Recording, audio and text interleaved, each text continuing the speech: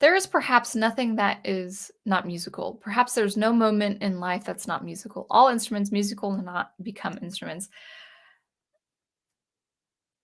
This was a widely accepted philosophy in my graduate studies, also in my undergraduate studies in Seattle. Both Seattle and Milwaukee, they really try to emphasize that everything can be music. Every moment can be music. Every sound you hear can be music. And I appreciate the opening and the ever accepting of noise and sound.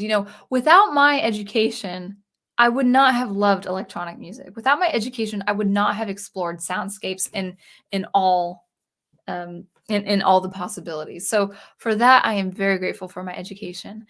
But when you say everything is musical, then nothing is musical. It becomes obliterated. It becomes very subjective.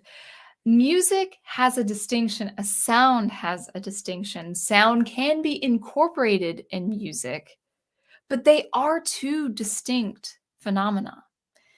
So I would say yes, in the way of meditation and exploring all types of sound to incorporate in your music. Yes, that philosophy is important. But as you can't make everything art, you can't make everything music. Now, that's not to say music can't be like a variety of styles and a variety of performance practices. Yes, it can. It absolutely can. But I would just say with that philosophy, there has to be that distinction. There has to be that distinction that music actually is distinct from other things, including sound. I know that's a wild thing to think about if you've grown up in the academics and especially if you have explored electronic music.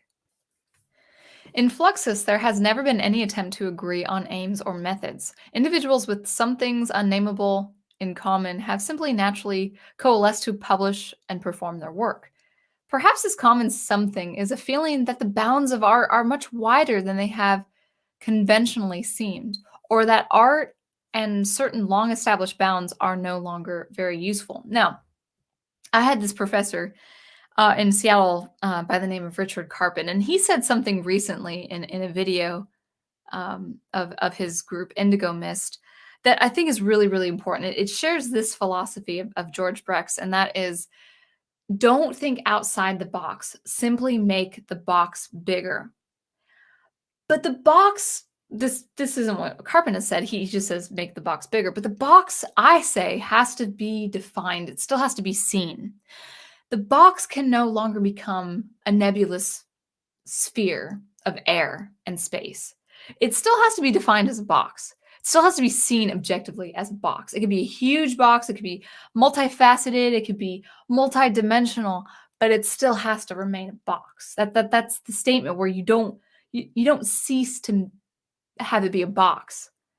So don't think outside the box, make the box bigger, but still define it as a box. So you really can push the boundaries, but not so much where things cease to exist. Like where boundaries cease to exist. No, there are lines and limitations.